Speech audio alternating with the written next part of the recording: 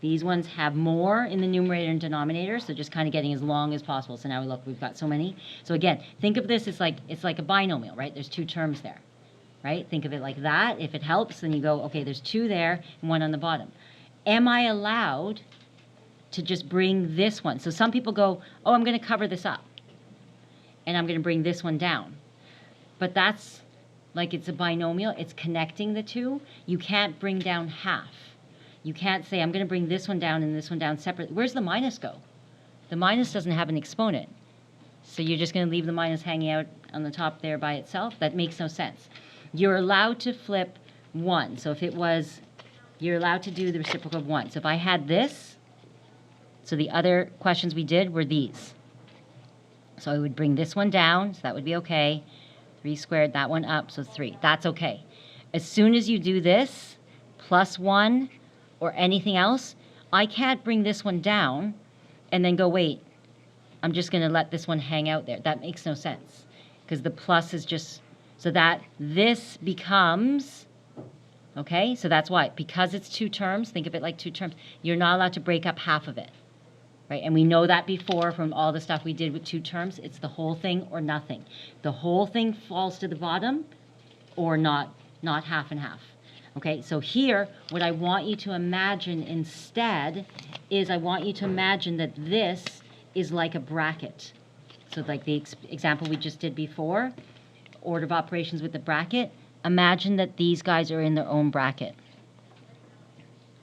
Okay, so picture, numerator and denominator are done separately. So picture a bracket. So imagine brackets. That's my numerator. I want to finish that numerator, and then I can bring it down. I want to finish the numerator, finish the denominator, and then I'm going to flip it around. Okay, so picture it like it stops you from doing it because, and again, you can say, because it's two terms, I can't break up half of it. It's like a binomial. You can't take away part of it. Okay, so think of it like that with variables. So then we're just going to work it out like this.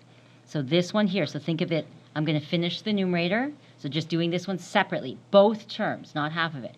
3 to the negative 2 is 1 over 3 squared. Minus, this is 1 over 3 to the 3. Now, this is all over 3 to the negative 1. The way I like to write it is I do this, and I write it sideways.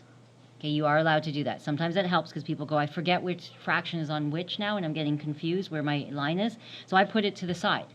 If I'm saying imagine it's in a bracket, then let's also imagine that it's horizontal. I find that stops you guys from doing some silly mistakes because then you forget which part of this is denominator and you're like, okay, wait, which one did I do? So just bracket it. Put them as separate. And this would be divided by, that becomes 1 over 3. And for some reason, I find that that stops you guys from doing silly, okay, I didn't do this, the order went wrong. Imagine a bracket, put it as division, and then it stops you from kind of canceling wrong things, stuff like that. And now we keep going. So now it's a fraction question. That's why I reviewed fractions before. So it's 1 over 9 minus 1 over 27. This becomes multiplication, right? So you can show the multiplication or just put the bracket, 3 over 1. We need lowest common denominator, so this will be times 3. So this is 3 minus 1 over 27. And again, yep, you can skip this step. Right? Some people go, okay, I just do 3 minus 1 right away, so you get 2 over 27. And I don't even need the brackets. Okay, what do I do now? For multiplication and division, we do not need no lowest common, right? So don't waste your time. We're just going to do numerator times numerator, denominator times denominator, and that gets me 6 over 27. Can I reduce? Yeah, reduce by? Yeah, 3. You don't have to show this, right? So that's just my brain thinking, and then I'm going to get 2 over 9, all done. So that's why I reviewed fractions, because you can see part of this question is just finishing the fraction.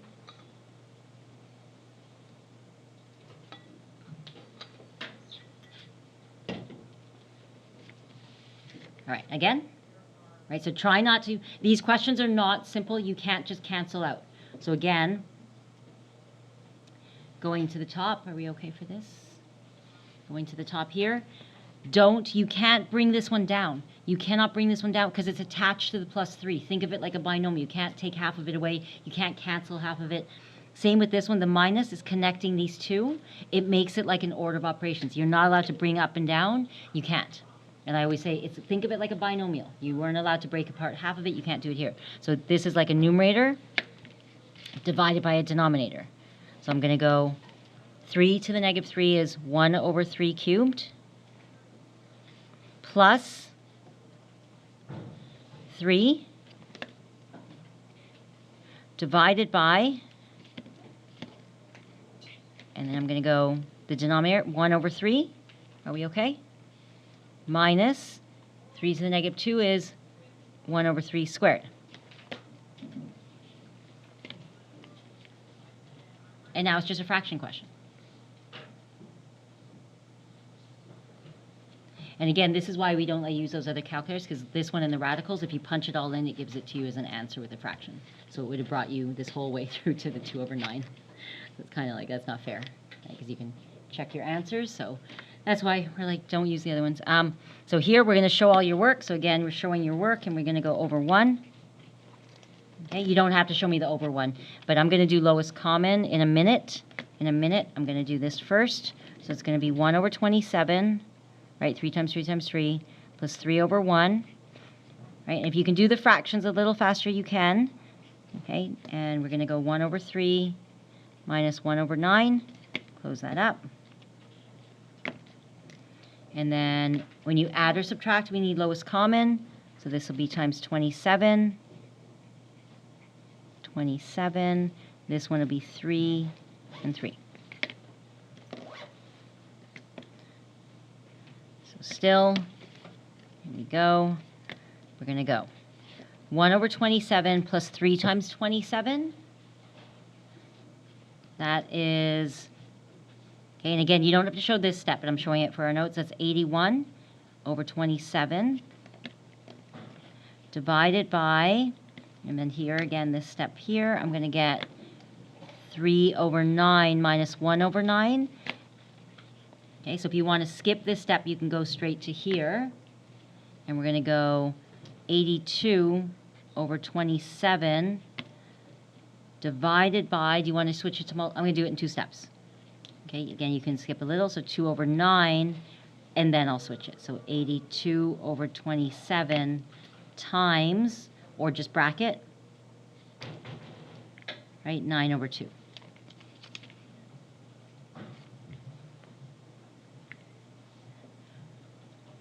See how it's just a fraction question, right? That's why I practice fractions. Okay, now we got to do numerator. Don't do lowest common, right? So numerator times numerator, denominator times denominator. And we're getting, I'm running out of room. Is it one more step? No, I'm going to have to reduce. I'm going to bring it over here. So equals 82 times 9 is, 82 times 9, 738. And then this is 54. Can we reduce that? By 9? 9 definitely. 738 divided by 9. 82. More than 9? 18. 18, right? And again, if you see it here, look, you can cancel the 9 here and the 2's here. So again, if you're not used to it though, right? Again, I know you did a lot of practice in elementary school, so if you can cancel here, you can cancel the 18, but if not, cancel it here. You might have to do it twice. It's not a big calculation though, but you have to always reduce your fraction. ARF, right? And again, you don't have to show this, but it should reduce to be 41 over 3. Good, and we can't do any more? Can't do any more. Okay, so